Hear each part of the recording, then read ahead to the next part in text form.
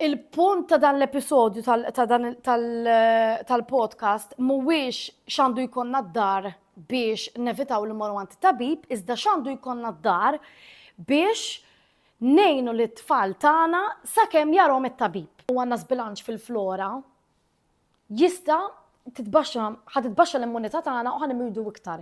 Jiġifieri daqskemm huma importanti il-vitamin Cs, huwa importanti wkoll il-probiotics. Huwa tajjeb li nippreparaw nuħna għax ħafna drabi meta jiġru bil-lejl nippanikjaw u forsi immorru l-emerġenza u ma jkunx każ ta' emerġenza. Dawn huma l-istess. Jekk sa nagħti di, ma nistax nagħti di mill-ewwel, irid nistenna 4 sigħat daqs li kieku ħanagħti t-tieni doża tal-mistura. Ġifieri either or.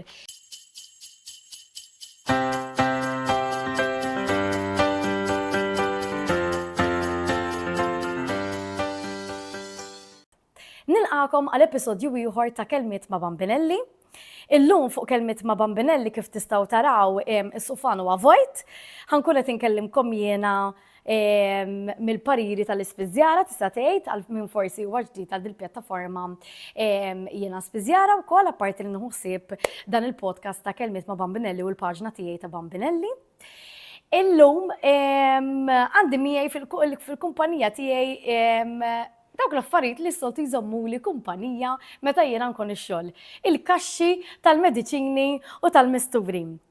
Illum se nkun qed inkellimkom fuq dawk il-mediċini li idealment inżommu d-dar jew li nistgħu nsibu utli meta nżommu tfal meta jkollna tfal. Meta toħroġ tqila, nibdew nippreparaw diversi affarijiet, il-prems, il-ħwejjeġ, il-kamra, in-nursery. Imma forsi nagħtu inqas ħanejdu hekk importanza fuq il-mediċini, għaliex forsi ngħidu hija sambat meta jitwieled il-baby jew jekk jinqala xi ħaġa nixtru. Però ma nagħmlux xejn ħażin billi nippreparaw ċertu affarijiet id-dar. Issa sintendi bil-kemm għalkemm ċertu affarijiet nkunu qegħdin nippreparawhom id-dar, ma jfissirx li naqbdu nużawhom mingħajr ma nkunu konsultajna it-tabib jew il-pedjatri. Ħafna affarijiet għalkemm huma over the counter u tista' tixtrihom mingħajr riċetta, xorta speċjalment fit-trabi żgħar ta' taħt 3 xhur dejjem għandna nieħdu l-parir tal-pedjatra jew tat-tabib tal-familja qabel nagħtu, speċjalment anke biex naraw x'doża se tingħata lil dik it-tarbija għax f'dik l-età bikrija tagħmel differenza ħafna il-weight tat-tarbija kemm tiżen it-tarbija u ovvjament kemm għandha ġimgħat. Mela, tlaqna. Ħajkonna tarbija ġdida. X'ħansibu utli fil-kabert tal-mediċina tagħna. Mela, it-trabi meta jitwildu, kif konna tkellimna tajjeb fl-istaġun li għadda mal-pedjatra Dr. Michelle Boffa, jekk ikollhom id-deni sa minn 3 xhur, ġifieri minn meta jitwildu sa 3 xhur, irridu mill-ewwel inkellmu t-tabib jew noħduhom l-isptar. Għaliex ikunu jridu jgħaddu minn proċess ta' examinations, ta' testijiet biex nidentifikaw minn fejn jkun ġej id-deni. Sintendi dejjem ma jkunux ħadu il-vaccines tajjeb. Però imbilli ikonna xi kalpol jew xi Nurofen idealment ta' dik l-età iżjed il-kalpol, ma nkunux qed nagħmlu ħażin għax ovvjament speċjalment meta jkunu waslu għal vaccines u nafu li l-vaccines għalkemm mhijiex daqshekk komuni li jtellgħu id-deni jistgħu jtellgħu id-deni, dik tkun xi ħaġa li qed insibuha utli speċjalment jekk ikollna il-go ahead tat-tabib li f'każ li jitla' d-deni nistgħu nagħtu il-paracetamol. Il-kalpol fiha l-mediċina paracetamol. Issa, bħalma hija il-kalpol li fiha l-paracetamol hawn ukoll is-suppożitorji. Is-suppożitorji jiġu f'diversi dożi, tajjeb, id-doża ħadd varja ħafna skont il-weight tat-tarbija, issa ntellgħalkom ukoll iċ-chart ta' skont il-weight tat-tarbija kemm tittingħata doża tal-paracetamol, l-istess speċjalment trabi taħt 3 xhur ma naqbdux nagħtu speċjalment jekk ikun hemm id-deni u speċjalment jekk nafu li mhux ma nagħtax vaccine f'dak il-każ inkellmu mill-ewwel lit-tabib. Wara 3 xhur billi jkollna xi ħaġa minn daw u meta jitla' d-deni jekk nkunu nafu id-doża eżatta jkun tajjina l-pedjatra billi ma li jitla' d-deni nibdew nilqgħu bil-mediċina sakemm immorru għand it-tabib ma nkunux qed nagħmlu ħażin. After all, ġieli for eżempju t-tfal ikollhom id-deni filgħodu u nsibu appuntament wara nofsinhar, speċjalment wara 3 xhur ma tkunx daqshekk allarmanti mhix xi ħaġa li malli kellhom id-deni iridu morru mill-ewwel l-isptar, tajjeb, ġifieri billi jkollna ftit mediċina biex nikkontrollaw id-deni sakemm jarahom it-tabib ma nkunu qed nagħmlu xi ħażin anzi, tkun tista' tagħmel il-ġid għax bdejt tikkontrolla diġà is-sintomi. Sintendi m'għandux ikollna d-dar biex nevitaw vista tat-tabib, ovvjament meta tfal ma jifilħu speċjalment taħt is-sena, huwa ideali li jarahom it-tabib. Mela ġifieri il-punt ta' dan l-episodju tal-podcast mhuwiex x'għandu jkollna d-dar biex nevitaw li morru għand it-tabib, iżda x'għandu jkollna d-dar biex ngħinu lit-tfal tagħna sakemm jarahom it-tabib. Dejjem qed ngħidu jisu minn 3 xhur il fuq għalkemm hawn affarijiet li ħajapplikaw għal tfal ta' taħt 3 xhur. Mela, il-paracetamol hija mediċina li ħatejn biex tneħħi d-deni, biex tniżżel id-deni iktar milli tneħħih. Jiġifieri d-deni huwa meta il-temperatura tal-ġisem tola iżjed milli suppost, tajjeb, u il-paracetamol ħajerġa' jniżżilha kif suppost. U ħatejn ukoll għal meta jkun hemm xi uġigħ, bħal pereżempju nafu li tfal dejjem il-proċess li jaqsmu snin u nafu wkoll kemm iġib uġigħ miegħu, il-paracetamol ħajjejn biex itaffi dak l-uġigħ. Tajjeb? Dejjem meta nkunu ħanatu l-mediċina l-ewwel darba l-tfal dejjem nikkonsultaw mat-tabib l-ewwel u idealment mediċina dejjem ma nagħtuwix fil-għaxija l-ewwel darba jekk iċ-ċirkostanzi jkunu possibbli, ħalli ovvjament nkunu iktar tkun iżjed faċli li noqogħdu attenti għal xi tip ta' allerġiji għal tip ta' mediċina u ovvjament ikun hawn iktar għalkemm jekk ikun hemm allerġiji jmorru dejjem għand l-isptar, inkunu iżjed ħanejdu hekk ikun iżjed faċli li nsibu l-għajnuna tajjeb. Issa, meta tarbija titwielet huwa tajjeb li jkollna d-dar b'mod speċjali xi saline spray. Xi saline spray u xi magna li tiġbed il-ħmieġ tal-imnieħer. Ir-raġuni hija li tfal il-babies meta jitwieldu, meta jkunu ġożaqlhom, huma ma jkunux qegħdin jieħdu n-nifs minn imneħerhom tajjeb l-ossiġenu jkun ġej kollu mill-kurdum. Issa, il-moment li jitwildu jibdew jużaw il-pulmun. Ovvjament huma jkunu meta jkunu ġożaqlhom ħajkunu ġol likwidu ġol amniotic fluid li dak ovvjament ikun qed jimlaw wkoll il-passaġġi tal-imnieħer. Allura hija normali li tfal jibdew iniżlu fil-bidu għaliex ovvjament ikunu qegħdin jikklirjaw inatfu il-passaġġi tan-nifs minn dak il-likwidu. Tajjeb, allura jkunu qegħdin ineħħu ħafna ġili jibdew jinstemaw f'gati u ħafna drabi dik tkun ir-raġuni.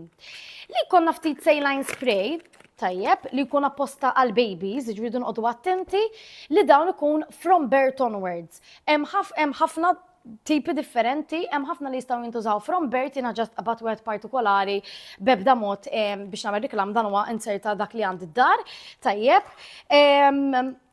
Dan kif qed taraw ikollu ix-shape li jidħol fl-imnieħer ħanamluh viċin ħafna tal-imnieħer u nafsu. Issa, dan partikolari jekk se tibqa' tafsu se jibqa' ħiereġ. Jiġifieri jekk ħanibqa' nafas l-isfel, il-butun ħanħalliha l-isfel, ħajibqa' ħiereġ flow. Jekk se nafas hawn nitlaqa' ħatoħroġ one puff. U ħafna drabi idealment meta jkunu żgħar l-aħjar li nagħmlu one puff ħalli ma naħsduhomx it-tfal, speċjalment jekk nagħmluhom l-ewwel darba. Tajjeb, issa jekk qed naraw illi xorta sprejnjajnilhom imma xorta baqgħu ibatu ftit wara 10 minutes jew xorta baqgħu niżlu ħafna, nistgħu nużaw din il-magna din bażikament mhux ħaniftaħha xada magħluqa. Minn hawnhekk tidħol ġol imnieħer u mbagħad hawnhekk għawisa suffara. Is-suffara ħanagħmluha fħal il-ġenitur. U ħajjiġbed, serħu moħħkom li xejn ma ħajgħaddi ġoħal il-ġenitur. U ħajibda jiġbed biex ineħħi l-ħmieġ mill-imnieħer tat-tarbija. Tajjeb, u mbagħad tinħasel ovvjament u tista' terġa' tintuża. Din tajjeb li nużawha wara li nagħmlu l-ispray. L-ewwel nagħmlu l-ispray nistennew 10 minutes ħalli l-ispray ilħaq jibda jaħdem. Dan l-ispray by the way jkun ilma bil-melħ. Ġifri huwa naturali, ma fih l-ebda mediċina u għalhekk huwa safe li jintuża from newborn. Għettilkom għodu attenti forsi xtib tużaw, l ġikun hawn minnhom li joħorġu iktar b'saħħithom li forsi it-trabi ta' twelid jibda jdejjaqhom. Ta' jibdaw ikun hawn apposta li jkunu l-isprejatura tagħhom tkun iktar soft, tkun iktar sottili biex it-tfal ma ddejjaqhomx. Tajjeb. Issa sintendi jekk naraw l-isprejatura ma kienx biżejjed dejjem nistgħu nafsu jew nafsuh darbtej biex toħroġu żewġ sprays jew inkella nibqgħu nafsuh ftit biex joħroġ ammont ikbar ta' ilma. U hija normali li malli nafsuh joħroġ iktar ilma mill-imnieħer, joħroġ iktar running. Tajjeb.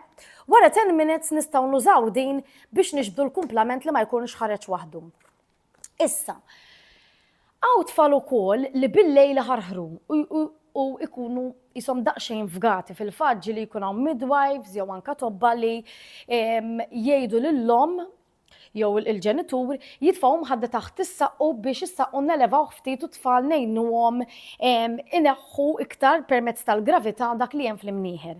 Issa hawn ukoll patches, hawn ukoll rubs imma r-rubs mhux kollha jistgħu jintużaw mitwelit, ġifri għodu attenti li meta tixxu rubs tajjeb, bħal huwa l-Vicks qed insemmi dan li semmux biex nagħmel riklam iżda għax huwa household name, il-Vicks ma jistax jintuża mitwelit, għaw apposta ta' twelit, però mhux dejjem ikun available fis-suq.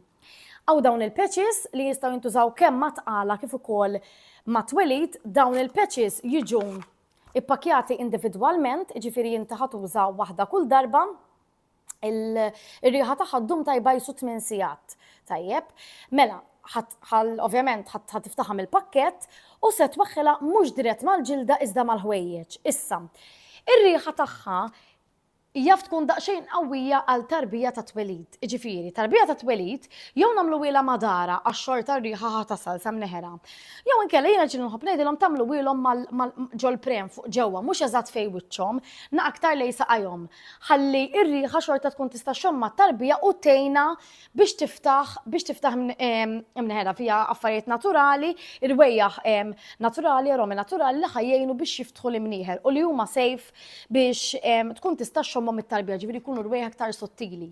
F'lockdown hemm rubs ukoll li jistgħu jintużaw mit-twelid, noqogħdu attenti li ma rab nużaw u nsaqsu dejjem l-ispiżjara meta nkunu qed nixtru li dak ir-rab partikolari jista' jintuża mit-twelid, ħafna drabi jkun jistgħu jintużaw anke fit-tqala dawn ir-rubs li nistgħu nidilku fuq it-tarbija. Jiena toġobni din iktar għaliex ma tkunx qed tagħmilha dirett mal-ġilda, għax ir-rabb ovvjament irid jindilek dirett mal-ġilda u mhux se tidilku mal-ħwejjeġ. Din li għandha tajjeb m'għandekx it-tidlik, m'għamilx dirett mal-ġilda ovvjament il-ġilda tat-tarbija tkun naqra iktar sensittiva, tkun iktar delikata, allura jekk m'għamilx kuntatt dirett mal-ġilda ta' ħanejdu hekk, gels u creams ed available f'patch kemm waħħalta mal-ħwejjeġ u l-funzjoni tar-riħa xorta tgħaddi għat-tarbija. Issa, affarijiet li nistgħu niġu bżonn fit-tfal meta jitwildu, però mhux bil-fors. Issa dawn ukoll insib ġenituri jgħidu li l-isma' nippreferi jkolli ħalli jekk niġi bżonnu u forsi nibgħat il-pedjatra u jgħidli uża dak, jekk ninserta il-ħadd jew jekk ninserta ħin li spiżerja tkun magħluqa jew jekk ninserta bil-lejl ikolli xi ħaġa. Hawn min jgħid li isma' llum il-ġurnata huja verità. L-ispiżeriji saru ħafna iktar aċċessibbli ħafna minnhom jiftħu all day, il-ħadd jiftħu naqra filgħodu u naqra filgħaxija, so ħafna mill-ħin dejjem ħassib spiżerija miftuħa so nippreferi li ma nqgħodx nixxi l-affarijiet għal xejn. Però hawn dawn huma vijali mamulin b'ingredjenti naturali tajjeb li jgħinu għal meta t-tarbija ma tkunx tista' tipporga. Issa dan importanti ħafna taħt is-sena ma nitfgħux wieħed sħiħ imma nitfgħu nofsu. L-istess, dawn huma affarijiet li idealment tkun gwidatna l-pedjatra li nagħmluh, tajjeb jew at least il-midwife. It-trabi hija normali li jgħaddu minn fażi li ma jagħmlux koko, mhux kull tarbija ikollha ir-ritmu tagħha l-istess, għaw trabi li jagħmlu koko wara kull feed u għaw trabi li pereżempju jagħmlu koko darba kull jum jew darba kull 3 ijiem, jiddependi ħafna jkunux breastfeeding jew formula. Ġifieri dik ħadd tagħmel effett però mbagħad jigwidawkom ukoll il-midwives skont it-tarbija u skont il-feeding pattern tat-tarbija tagħkom kemm ġeneralment u jitqies bħala normali jew le.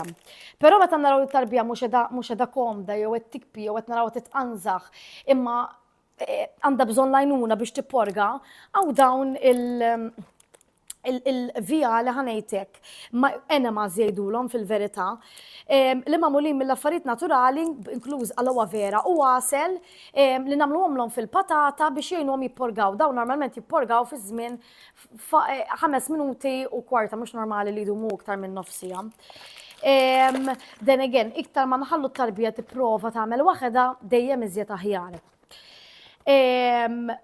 Qabel nibdlu, dix taqt insemmiha wkoll punt, li qabel nibdlu l-formula għal xi ħaġa li ħatejn it-tarbija tipporgi iktar malajr, dejjem nagħmlu aħjar li nippruvaw affarijiet naturali biex tgħinu t-tarbija tipporga jekk għaw ukoll stimulation, ġili pereżempju ikunaw min jissuġġerixxi naqbdu t-temperatura li nużaw l-ħġiġ tad-deni biex niftehmu, nagħmlu la pereżempju ftit olive oil jew almond oil u ngħinu ftit indaħluha ftit fil-bidu tal-patata tat-trabi biex ngħinu nistimulaw ftit il-muscle ta' toqba tal-patata biex niftehmu biex ngħinu naw tarbija jinaxxilix tagħmel waħda jew le. Tajjeb, imbagħad jekk le immorru għal xi ħaġa. Però qabel nibdlu l-ħalib, tajjeb li nkunu provajna metodi bħal huma dawn l-enemas li huma naturali, qabel immorru għal ħalib differenti. Ir-raġuni hija li l-ħalib jaf ikun naqra iktar ħafif, allura tfal ikunu jridu volum naqra iktar biex jiġbaw, jew jibdew jiġbaw inqas. Allura nagħmlu tajjeb illi inħallu l-ewwel il-ħalib normali u nippruvaw hekk. U mbagħad jekk ma naħdmux b'din nkellmu lill-pedjatra biex inbidlu il-ħalib. Ħalib hawn diversi tipi bħalma anka kontra il-gass. Issa, kif qed insemmi l-gass? Għal-gass hawn diversi drops, hawn diversi affarijiet li nistgħu nagħmlu. Jien hawnhekk ġibt miegħi l-infakol imma għax nżerta wkoll kien dak li kont nagħti lit-tifel tiegħi. Il-gass fortunatament hija xi ħaġa li ħafna tfal ibatu bih. Issa, meta jkollhom il-gass, ikunaw ħafna pedjatra li jippreferu li jibdewlhom bil-probiotics l-ewwel, anka kważi meta jkunu jkollhom diffikultà biex jippurgaw. Ir-raġuni hija li meta tfal jitwildu, il-musrana tkun għadha qed tiżviluppa. Allura jaf il-balance tal-flora tal-probiotics li jkollna fil-musrana ma jkunx għadu is-setilja, allura bil-intuhom supplement tal-probiotics hemm ngħinemnuhom kemm ħabba l-gass u kemm ħabba il-constipation li ma jkunux jistgħu jippurgaw. Fil-fatt hemm dawn il-Biogaia drops li jingħataw bħala 5 drops kuljum, jistgħu jingħataw dirett fil-ħal jew anka f'botil li jkun fetal. Peress li huma bakterja ħajjin, probiotics huma live bacteria li huma healthy, ġifieri healthy bacteria li konna bżonnhom biex jgħinulna nkissru l-ikel aħjar. Jekk ħanamluhom live bacteria, ħanamluhom f'botil sħun, daw ħajmutu. Fis-sħana jmutu u ħankunu qed naħdu ħal xejn. Ġifdaw importanti jew dirett fil-ħalq, 5 drops mhuma xejn huma qisu żejt, ġifieri mhux daqshekk li ħajjikkawża t-tarbija li tixra u l-volum huwa verament żgħir. Nistgħu nagħmluh dejjem bejn iċ-ċik jew taħt l-insien ħalli ma nitfgħux dirett fuq l-insien li forsi tista' tqanqal it-tarbija li tixra. Hekk jekk nitfgħu hawnhekk it-tarbija fil-ġenb, it-tarbija tibilgħu iktar b'mod bil-mod.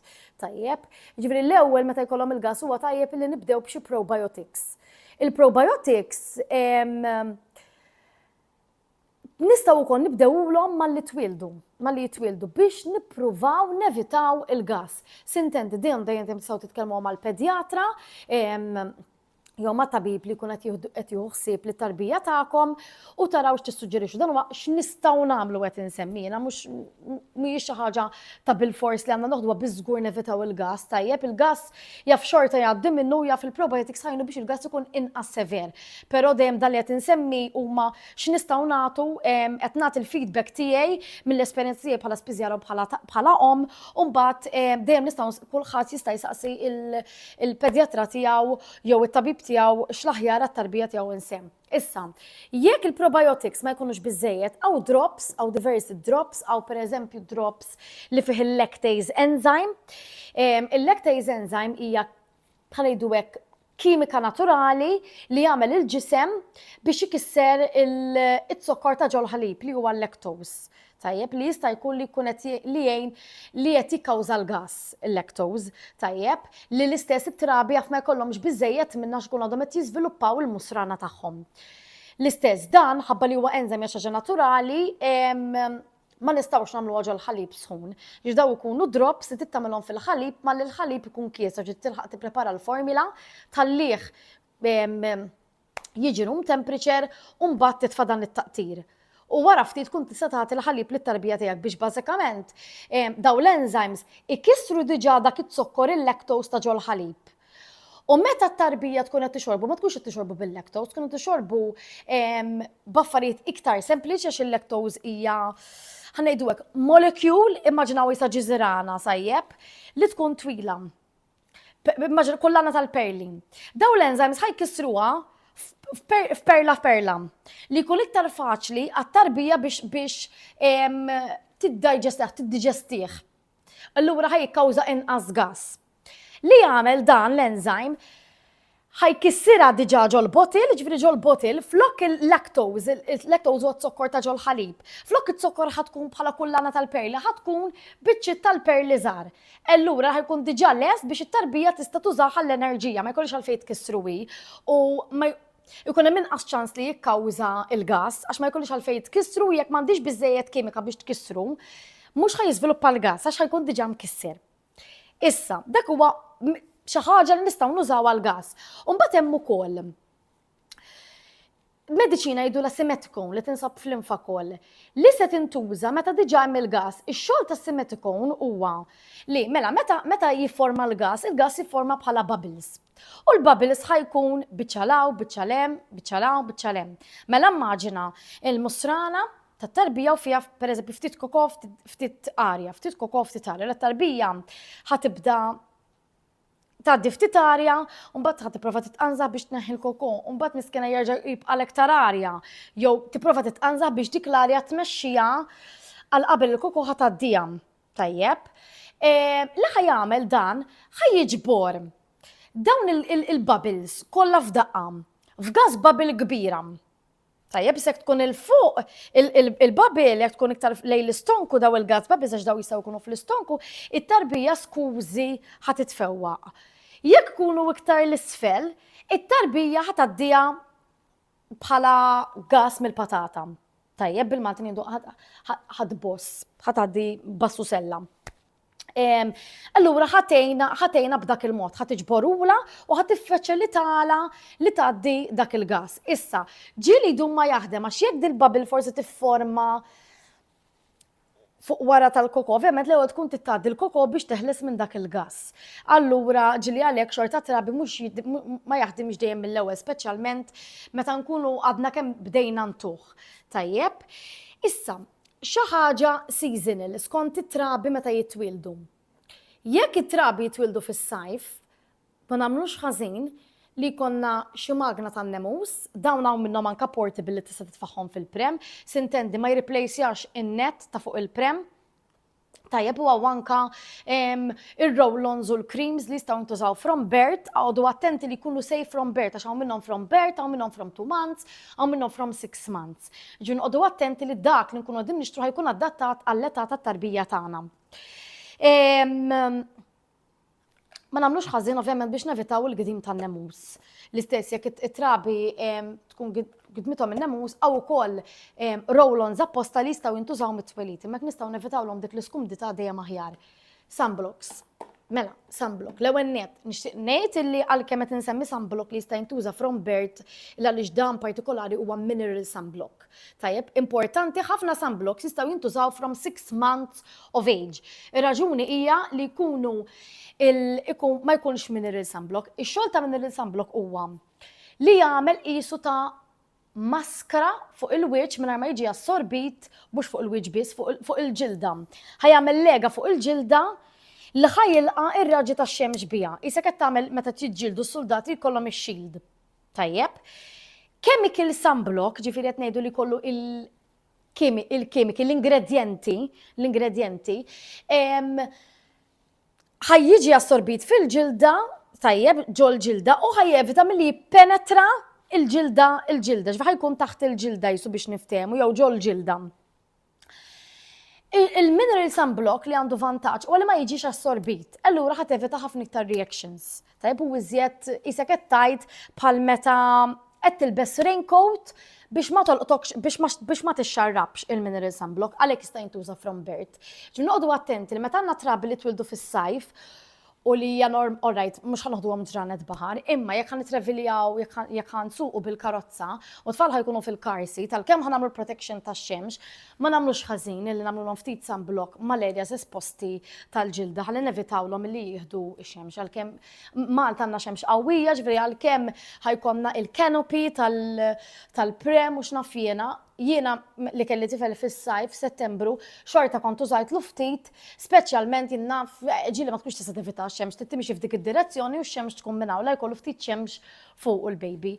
So li hawn sunblocks jistgħu jintużaw ma nagħmlux ħażin li nużaw dawn is-sunblocks. Intendi mbagħad jekk ikollna trabi li għandhom pereżempju 4 xhur u nixtieq noħduhom ftit il-baħar għalkemm ideali li noħduhom f'ħinijiet qabel l-10 u wara l-4 xorta huwa ideali nagħmlu ftit sunblock diment li ix-xemx tkun għadha qed tiżreġ. Tajjeb. Mela dawn huma affarijiet li semmejt sissa li jistgħu jintużaw minn newborn. Tajjeb, issa. Jiena persuna li bil-probiotics nemmen ħafna.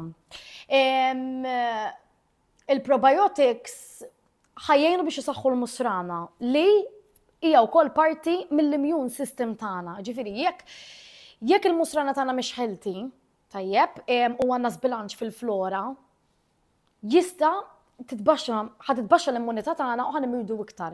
Jiġifieri daqskemm huma importanti il-vitamin Cs, huwa importanti wkoll il-probiotics. Xi ħaġa li m'għandix hawn imma importanti nsemmi hija u dan xorta saqsu ftit il-pedjatra tagħkom għax mhux kull tabib huwa l-istess, mhux kull tabib jifhem l-istess. Meta trabi jkunu breastfed, jew l-omm jew it-tarbija se jkollha bżonn tieħu supplement tal-vitamina D. Tajjeb. Il-formula, dawk il-fala ħajkunu jtieħdu l-formula ma jkollhomx għalfejn, għax il-formula jkollha vitamina D magħha. Il-formula tkun fortified, tajjeb, ċertu vitamini. Issa, mod speċjali jekk l-omm forsi ma tkunx qed tiekel dieta bilanċjata huwa ideali meta l-omm tkun qiegħda breastfed, tagħmel breastfeeding, tkun qiegħda tredda tiekel dieta kemm jista' jkun bilanċjata. Però ħafna mit-tobba jissuġġerixxu li jew l-omm jew it-tarbija tieħu supplement tal-vitamin D. Tajjeb, jekk tkun qed toħodha l-omm m'għandix għalfejn nagħtu t-tarbija, jekk l-omm ma tkunx qed toħodha, irridu nagħtu drops lit-tarbija. Meta tkun qed toħodha l-omm hija tajba għax qed tieħu supplementi, fl-istess ħin il-vitamina D qed tkun preżenti fil-ħalib u se tgħaddi għat-tarbija. Ġifieri hekk ħatkun qed tolqot l-itnejn li huma, ġifieri nippreferi kieku li tkun qed toħodha l-omm perek għal xi raġuni jew oħra l-omm ma tkunx qed toħodha importanti li tkun qed toħodha t-tarbija. Il-vitamina D ħatejn biex il-kalċjum jasal fl-għadam, allura ovvjament ħatejn għall-iżvilupp tal-għadam tajjeb u ħatejn ukoll għall-immunità. Semmejt il-gas l-ewwel għal ġenituri li jkunu qegħdin jagħmlu breastfeeding tajjeb illi nsemmi wkoll jqogħdu noqgħod attenti għalkemm mhux dejjem ħatamel differenza kbira minn ċertu ikel li jista' jikkawża ħafna gas. Bħal pereżempju il-pastart, il-brokkoli, anke l-basal.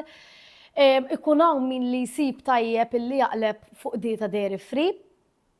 Mhux kulħadd ħajinnota li b'dawn il-modifikazzjonijiet fid-dieta it-tarbija tagħmilha differenza kbira, però billi nippruvaw ma ħajamel xejn. U kif l-istess qed ħabba l-constipation għalkemm hawn diversi formulas li huma apposta l-gas, ikun l-aħjar li l-ewwel nippruvaw il-probiotics jew xi mediċina li ħatejna l-gas u nibqgħu bil-formula li għandna bin-number 1 biex niftehmu u mbagħad jekk ma jaħdmux dawk it-tarbija naraw li tibqa' tbati li naqilbu fuq formula li pereżempju hija speċifikata għal gas. Tajjeb, l-istess daw ikunu ħarir iktar ħfief, allura hemm ngħin li trabi jixbaw ħarir inqas bihom. Allura l-ideal huwa li jieħdu number 1 u mbagħad jekk ma jkunux qed jaħdmu affarijiet oħrajn naqilbu fuq xi ħaġa li hija apposta l-gas. Issa, tajjeb ukoll insemmi li meta naqilbu għal xi ħaġa ta' kontra l-gas jew xi ħaġa tal-kontra l-constipation, dawn mhux se jaħdmu hekk, mhux se jaħdmu mal-ewwel ġurnata. Tajjeb, ġifieri jridu nagħtu 2 to 3 weeks chance sakemm naraw dak l-improvement bil-formula l-ġdida. Di kienet qaltilna fil-podcast tal-Gastric, Dr. Amanda u baqa' ġo moħħi u tajjeb li nfakkarilkom ukoll għax forsi xkultant jgħidu stra bdejt ilha tal-gas u laqqas dak m'għamel effett. Irridu nagħtu ċans, anke meta nibdew di tip ta' mediċina kif qedtilkom. Sakemm il-mediċina tibda taħdem fuq il-gas li diġà hemm, tajjeb, u teħles minnu, Tajjeb, ħajgħaddi l-ħin. Once li mbagħad ħanibdew ntula ma' kull bottle jew għax l-infa kol partikolari jista' jingħata ma' kull bottle pereżempju, jew naraw illi ħantula pereżempju fil-għodu jew mal-bottle ta' bejn nofsinhar u l-erba, ħalli mbagħad ikun qed ikopri għal filgħaxija il-gas il-pik tiegħu huwa bejn is-sitta ta' filgħaxija u bejn is-sitta u 8 dak il-ħin ukoll iktar il-pik li trabi jikbu bil-gas. Allura nibdew nippreparawhom il-bottles ta' qabel ħalli kemm jista' jkun nevitaw li t-tarbija jiżviluppa l-gas. Ovvjament, mbagħad nibdew nżidu bil-mod dejjem ħanibdew bottle wieħed, mbagħad jekk naraw li bottle wieħed mhux biżejjed, ħanibdew nżidu mela ħanżid mal-bottle ta' filgħodu. Jekk mhux biżejjed nibqa' nżid imma nista' nagħti ma' kull bottle, però ma nissuġġerixxix li nagħtu ma' kull feed mill-ewwel. Ħalli aħna nkunu nafu it-tarbija sa liema limit qiegħda twassal. Tajjeb. Mela dawn jisom affarijiet li ħafna drabi t-tarbija se jkollha bżonn mal-ewwel 3 xhur. Kif qedtilkom l-affarijiet tal-gas u l-affarijiet tal-constipation mhix xi ħaġa li nemmen li għandek iżomm mażgur fil-kabert bħalma forsi huma s-suppositorji tad-deni u s-saline spray u l-magna u l-patches u l-magna biex tneħħi il-dażejjed. Xi ħaġa importanti li kont ser ninsa fin-newborns, kont ħanilkom dornihom kollha, imma nsejt xi ħaġa importanti li huma dawn. Dawn ma tipi differenti ta' Nepirex creams. In-Nepirex sfortunatament kważi kull tarbija tgħaddi minnhom. Issa, in-Nepirex kemm il-darba ddiskutejnieh u għandi anke podcast fl-istaġun li għadda speċifikat fuq in-Nepirex u x'nistgħu nużaw u kif nistgħu nevitawh. So minix ħanidħol essaċ f'dak id-dettal ta' kif nistgħu nevitaw in-Nepirex. Fil-każ nitfalkom il-link ta' dak il-podcast, il-link tal-YouTube fil-kommenti għaw taħt ħalli min ixtiq jara aktar fuq il-Nepirex għandkom l-informazzjoni kollha hemm. Però ovvjament krim tan-Nepirex irid ikollok. Idealment kważi anke tieħdu miegħek l-isptar. Issa, kif kont spjegajt f'dan il-podcast, m'għandekx għalfejn tagħmel krim tan-Nepirex ma' kun Nepichange. Tajjeb, hawn il-barrier creams li ħafna midwives inhom il-ġurnata biex nevitaw li nżommu dik l-erja, in-nepi area moist, jgħidulek jekk m'hemmx problemi u li tagħmel sens fil-verità loġikament, jekk m'hemmx problemi m'għandekx għalfejn tagħmel il-krim.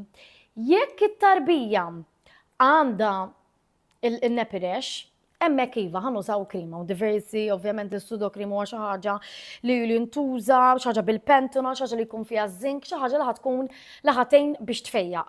Soothing u ħatfejjaq tajjeb. U fl-istess ħin huma ħajkunu barrier, mela huma ħajamlu lega biex l-awrina ma tibqax tagħmel kuntatt ma dik l-ejra li hija diġà irritata. Issa jekk qed naraw li t-tarbija qed bagħti ta' spiss minn Nepirex bla jagħmel sens hemmhekk li nużaw barrier cream li ħajkun krim li ma jkunx fih ħafna zink u ħafna pentanol imma xogħlu u li jagħmel isa raincoat jew lega fuq il-ġilda tat-tarbija biex jevita il-kuntatt dirett tal-awrina jew tal-ippurgar ta' John Nepi mal-ġilda tat-tarbija, mal-ġilda delikata tat-tarbija. Ġivement din ħanindunaw jekk għandix bżonn il-barrier jew le jiddependi ħafna skont it-tarbija. Ma nagħmlu xejn ħażin billi inbidlu l-brand tan-Nepi sa xi kultant jaf tbiddel il-brand ta' Nepi u tgħid astra b'dan tella inqas ħmura mela ħanibqa' nuża dan. Ġifieri mbagħad sakemm issib dik id-ditta li tkun tajba t-tarbija tiegħek dajja f'tarbija tuża mod u f'tarbija tuża mod ieħor jew hija fissibek aħjar bil-ħrieqi ta' drab li ovvjament ħajkunu bil-materjali iktar breathable u forsi iktar skin friendly mat-tfal. Mela, biżna 3 xhur, by the way tan-Nepirex mhijiex xi ħaġa sa 3 xhur biss il għaliex in-Nepirex se jibqa' hemm sakemm it-tarbija tkun għadha bin-nepi, speċjalment waqt it-teething hemm nejn in-Nepirex jiżdied. Issa, mela.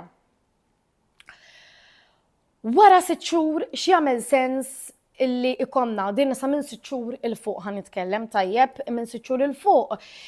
Jagħmel sens illi jkollna forsi xi ħaġa naturali għas-sola, meta jqaħħu fil-vojt it-tfal, pereżempju din hija mistura li hija naturali, hemm din u hemm il-Hedelix hija eżatt bħal Prospen, għal min forsi għandu l-Prospen, issa qed insemmi l-ismijiet tal-Cashew One biex nuri eżempju x'preferejt li nżib xi ħaġa qudiemi biex nurikom li qed ngħidilkom ismijiet aw just pereżempju mistura naturali xtaqt nurikom bl-eżempji bl-ebda mod it-tnejn huma tajbin, jiġifieri m'għandi ebda preferenza.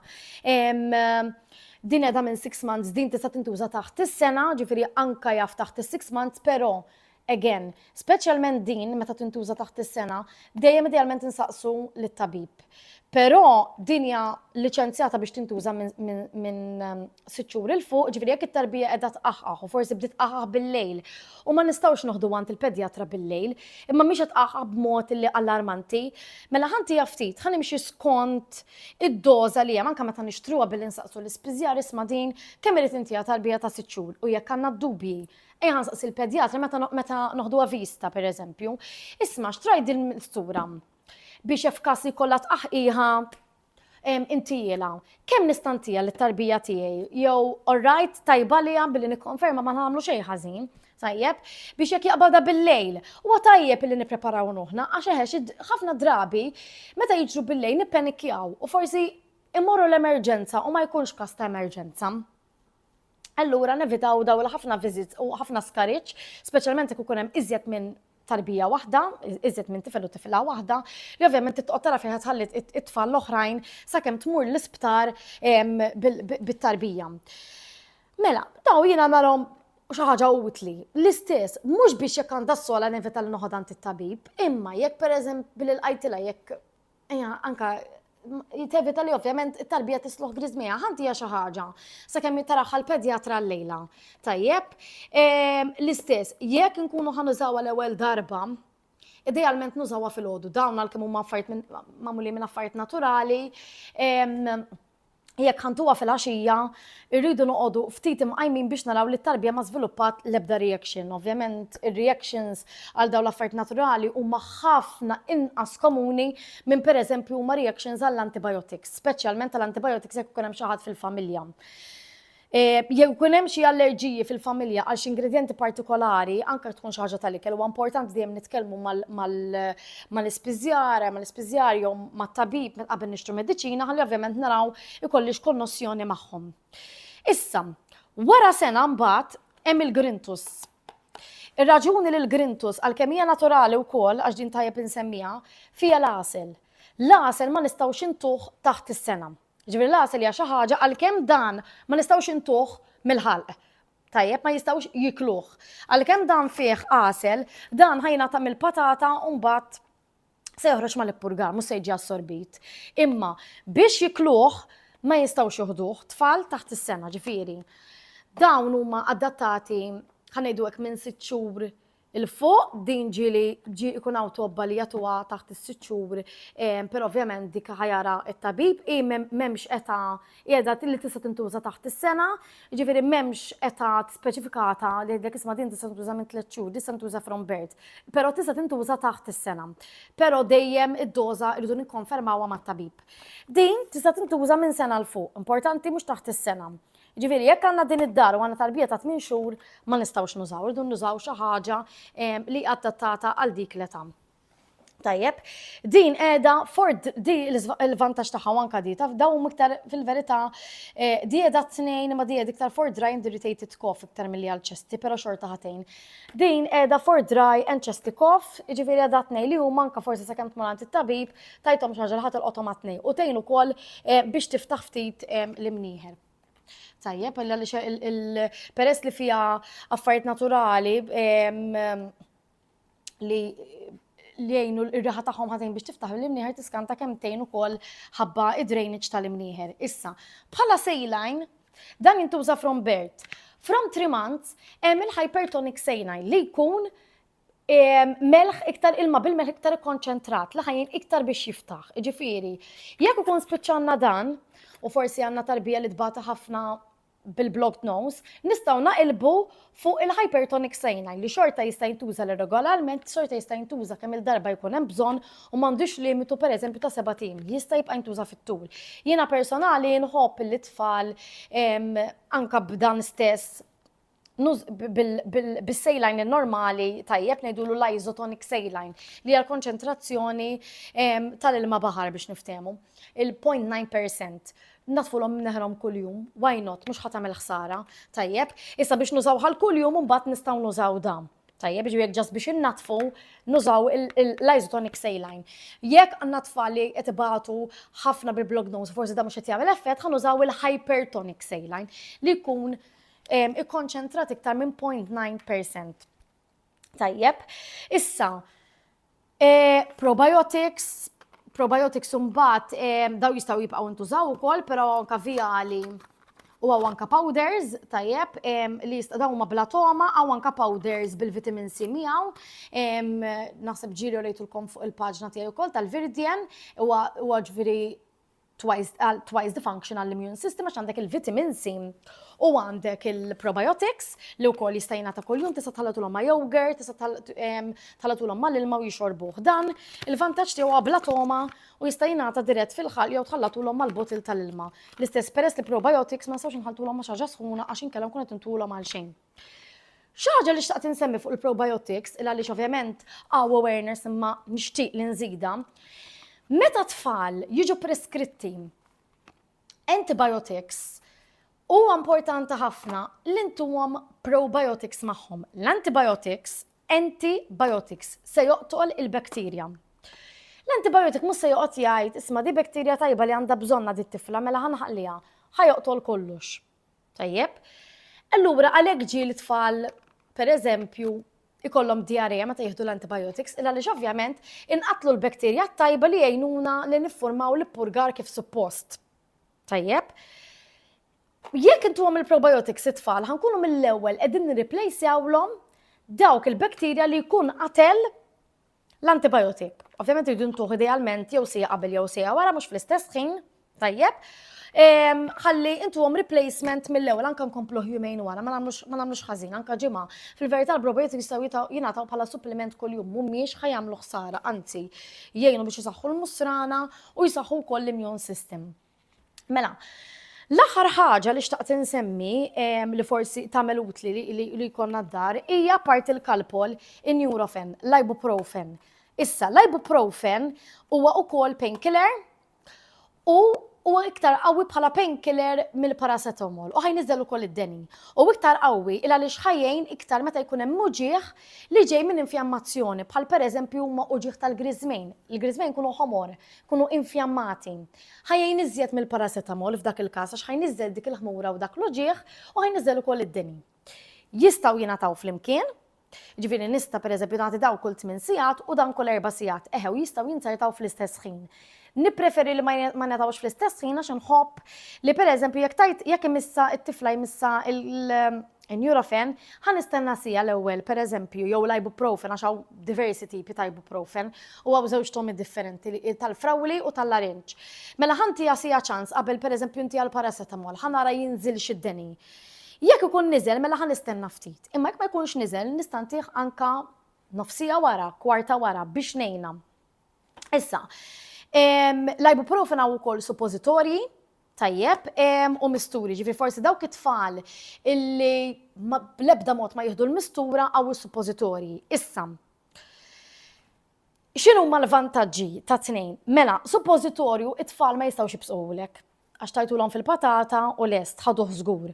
Din jaf beżaqlek nofsa u ma tkunx taf eżatt x'tajta. Issa, jekk it-tfal joħduha mill-ewwel mingħajr problemi, il-mistura tajjeb, ħaduha m'għandekx problemi. Is-suppositorju l-unika żvantaġġ li għandu huwa jekk jippurgaw fl-ewwel 10 to 15 minutes il għaliex is-suppositorju sakemm jinħal fil-ġisem għandu dawk it-10 to 15 minutes biex jinħal u l-mediċina toħroġ u tibda taħdem.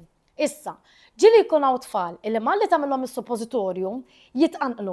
Għalhekk fil-bidu semmejt li tistgħu tużaw it-temperatura tad-deni l-ħġiġ tad-deni biex tistimulaw ftit il-masil tat-toqba tal-patata.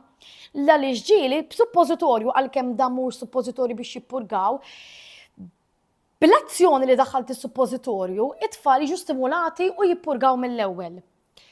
Jekk ikun hemm iċ-ċans l-aħjar, speċjalment jekk nafu li t-tarbija pereżempju ħad tixrob u dejjem tipporga wara, Jew pereżempju nafu li tipporga mill-ewwel filgħodu, mela hija ħantuha ċans tipporga. U nagħmlu l-suppositorju, ħankunu moħħna mistrieħ li suppositorju żammitu. Illa li jekk tipporga fi żmien 10 to 15 minutes wara, hemm ngħin li suppositorju tkun għaddietu mal-ippurgar. Ħafna drabi ħajkun jidher. Idealment infittxuh. Illa li dak ħajjiddetermina jekk għandniex nagħtu ieħor jew le. Issa, jekk ħataraħ, ovvjament, qed taraħ sħiħ, dak ifisser laqas biss ħaditu t-tarbija, mela nista' nerġa' nagħti ieħor. Jekk ikonna dubju għal bżonn nieħdu ritratt u noroħ it-tabib jew l-ispiżjar. Issa, jekk m'iniex ċerta u x'qed naraħ, x'nista' nagħmel? Mela, ħolħin tal-xħin tajt is-suppożitorju lit-tarbija. U monitorja l-tarbija, iċċekkja wara nofsija tal-għala deni, le, wara sija tal-għala deni u nibqa' nimmonitorja. Jekk id-deni tela qabel l-4 sigħat li għaddew tal-paracetamol, għax il-paracetamol jista' jingħata kull 4 sigħat, il-ibuprofen jista' jingħata kull 6-8 sigħat, idealment kull 8 sigħat, ħanagħti the other one, ġifieri jekk ingħataj dan. U għaddew 3 sigħat, però għaddewni 8 sigħat tal-ibuprofen, mela ħanagħti l-ibuprofen ħankun safe biex innizzel id-deni. Tajjeb, l-ibuprofen jista' jingħata minn 3 xhur il fuq by the way. Però dejjem l-istess, qabel meta kunu ħantu mediċina ġdida l-aħjar dejjem nitu l-parir tat-tabib u l-ibuprofen idealment jingħata jekk ma jkunx qed iniżżel il-deni biżejjed il-paracetamol jew inkella ma jkunx qed itaffilu ġieħ biżejjed jew għax ikun gwidana it-tabib. Tajjeb. Mela, jekk ikun għadda l-ħin ta' dan, ħanagħti dan. Jekk ma jkunx għadda l-ħin ta' dan u lanqas il-ħin ta' dan u jiena tajt l-aħħar pereżempju l-arfen, is-suppositorju, mela nista' jew nagħti nofs id-doża mejt ħalli ovvjament ma nkunx qed naqbes il-limit, jew inkella f'dak il-każ l-aħjar nitkellmu mat-tabib mal-pedjatra x'inhu l-aħjar pass li nagħmlu. Tajjeb, isma' jiena tajt suppositorju. It-tarbija ppurgat wara 15 minutes. Ma jidilix li rajtu sħiħ fl-ippurgar, imma jista' jkun ħarġu xi biċċiet. It-tarbija għandha dan id-deni wara 3 sigħat. X'ser nagħmel? U ntuħ il-history kollha ta' xtajna. U t-tabib jigwidana jgħid nisma' tija nofs id-doża jew jaf isma' immonitorja t-tarbija ara ħajibqa' xtiela d-deni jibqa' jiżdied. U nimxu minna, għax ovvjament jekk id-deni ħajbqa' jiżdied u ma jkunux għadda l-ħin tal-paracetamol, dak ifisser jaf li mhux id-doża kollha ngħatat. Bekk jaf it-tabib jigwidana li nagħtu nofs id-doża jew biċċa mid-doża. Il-paracetamol teżisti bħala mistura li għal-kalpul u għanka l-Panadol Baby u għanka l-generics jisimhom paracetamol u arfen. Jew anke la paracetamol suppositories. Dawn huma l-istess. Iġifieri għalkemm waħda mistura, waħda suppositori, dawn huma l-istess. Jekk sa nagħti di, ma nistax nagħti di mill-ewwel, irid nistenna 4 sigħat daqs kieku ħanagħti t-tieni doża tal-mistura. Ġifieri either or. L-istess meta tnagħti Nurofen jew Ibuprofen jew differenti, hemm ħafna smijiet differenti. Is-suppositorju jew il-mistura. Irid nistenna 8 sigħat, jekk jiena tajt is-suppositorju tal-ibuprofen, irid nistenna 8 sigħat biex nagħti jew is-suppositorju jew il-mistura tal-ibuprofen. Meta tkun l-istess mediċina, ġifieri da importanti nsaqsu isma' din hija l-istess bħal din. Importantissima, għax għalkemm dan jismu differenti, għax il-Nurofen jismu Nurofen, ġifieri inti għandek Nurofen mistura u Nurofen suppositorji, tgħid alright, mela dawn l-istess isem ħadd iġik kważi common sense, waħedha li tgħid mela din huma l-istess. Imma peress li daw it-tnejn jisimhom differenti, ta' min insemmew nisħaq li dawn huma l-istess u ma jistgħux jingħataqgħu fl-istess ħin. Jew wara sierdu nistennew 4 sigħat bejnietom għax huma l-istess mediċina. U ma nistgħux nagħtu 4 dożi ta' paracetamol fi żmien 24 siegħa għax imbagħad jiġi overdose. Tajjeb. L-aħħar ħaġa li tinsemmi hija dawn. Dawn huma hydration tablets, iġveri meta tfal ikollhom diarrea, dawn huma biex jirreplaceawlhom l-imluħa li jkunu qegħdin jitilfu. Issa, meta jkunu qegħdin jixorbu l-ħalib, se jibqgħu jixorbu l-ħalib. Imma fit-tfal ikbar, anka 3 snin il fuq, għax taħt 3 snin dejjem speċjalment meta jkollna tfal bid-diarrea jew bil-gastrik taħt is-sena irridu mill-ewwel nkellmu t-tabib jew nkella morru l-isptar bihom. Skont ovvjament jiddependi ħafna il-gravità tas-sitwazzjoni, però jekk għandna xi tifel ta' 3 snin li pereżempju meta jikol xejn, ovvjament li kelli jiddependa id-dieta tiegħu tiddependi ħafna milli kelli jkun qed jiekol mhux patrabi kienu qed jieħdu l-ħalib. Nistgħu nagħmluhom dawn mal-ilma biex jirriplejsjawlhom dawk l-imluħa u l-likwidu li jkun qed jitlef meta jkun qed jgħaddi d-diarrea. Tajjeb dawn nagħmluhom waħda ġol volum ta' ilma li jixorbu s-soltu u jixorbuh bil-mod, speċjalment ikunu qed jirramettu l-aħjar joħduh sips bil-mod ħalli ma jqallaħħomx. Daw ħafna drabi jkunu tal-istrobi biex ikunu toma friendly ma' tfal. Daw jista' jkun il-pedjatra jirrikomandahom feta inqas minn 3 snin, però mbagħad jigwidawkom ukoll il-pedjatra speċjalment għax jiddependi ħafna wkoll jekk it-tfal ikunux qed jieħdu l-ħalib, jekk it-tfal ikunux qegħdin iżjed jieklu u inqas dipendenti fuq il-ħalib. L-aħħar ħaġa di żgur l-aħħar ħaġa u din from birth 0 months plus, il-vjali tas-saline. Dawn huma sterile saline vials, jiġifieri dawn ikunu sterilizzati, ilma bil-melħ sterilizzat, li jistgħu jintużaw mit-twelid. Dawn nistgħu nużawhom l-istess biex nitfgħu ftit taqtir fl-imnieħer tat-tarbija ħanejnuha biex tiftaħ imneħra u tnaddaf imneħra. Nistgħu nużawhom għall-għajnejn, tajjeb, nistgħu nużawhom ukoll ftit fuq il-cotton buds biex innatfu l-biċċa ta' barra tal-widna, nistgħu nużawhom għal meta jkollhom iż-żokra qed nixxi ftit, tajjeb, nitfgħu ftit ilma bil-melħ, jew meta tkun waqgħet iż-żokra biex ngħinuha tfiq iktar. Dawn huma neċessità li kważi tista' toħodhom anke miegħek fil-hospital bag.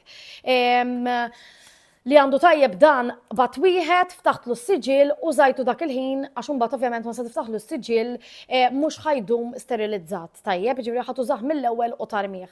Però li għandek tajjeb il-kumplament li baqalek fil-kaxxa ħajibqa' sterilizzat u jkollu expiry date twila, so jista' jintuża, daw jistgħu jintużaw anke forsi trabi jkollhom għajnihom qed ħamġilhom, b'xi infection pereżempju, ħataqbad titfa' l-kontenut kollu fuq cotton disk u titfa' l-cotton disk fuq għajnejn it-tfal hekk ħalli tkun tistgħu tarawni tajjeb u timsaħ dejjem minn ġewwa l-barra. Ġifieri dawn huma kważi tista' tgħid hemm must have jew waqgħu pereżempju.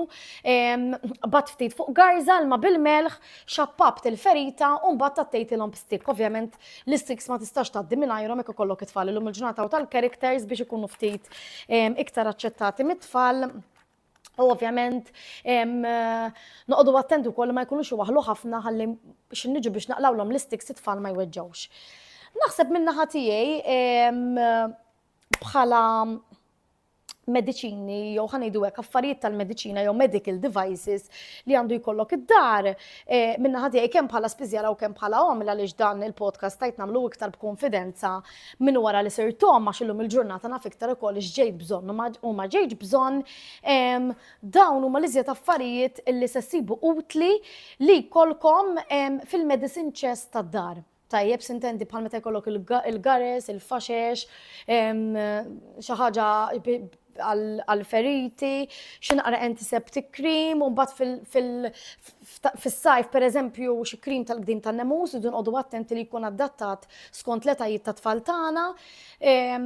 L-istess intendi mbagħad għandek il-body lotions dawn huma affarijiet li ħanixtruhom ta' meta nixtru l-affarijiet biex naħslu t-tarbija. Għandek il-body wash li ikun adattat tat-tarbija, daw ħafna drabi jkunu hypoallergenic, ma jkunx fihom ħafna fwejja, ġifieri mmorru għal xi ħaġa adattata apposta għal ġilda tat-tarbija. U il-moisturizer li idealment dejjem nagħmlu lat-tarbija, il-ġilda tat-tarbija tkun soft, irridu nipproteġuha wkoll, tkun iktar fraġli, ġifieri tajjeb li nagħmluha l-moisturizer ħalli kemm jista' jkun tkun protetta speċjalment anke fix-xitwa, dawk it-tfal li twidu fix-xitwa jkun il-bart, il-moisturizer ħajjejn biex il-ġilda tagħhom ma tixxuttax. Jiena min-naħa tiegħi naħseb illi dak li rrid ngħidilkom nittama li dal-podcast sibtuh tutli. Il-podcast tagħna qegħdin anke fuq YouTube apparti li wkoll fuq il-paġna tagħna tal-Facebook u għandna wkoll il-paġna tagħna tal-Instagram. Ikolkom xi mistoqsijiet jiena nħodu gost meta tibatuli u nkun nistantikom il-feedback u anke l-għajnuna tiegħi. Grazzi ħafna tal-li seguna.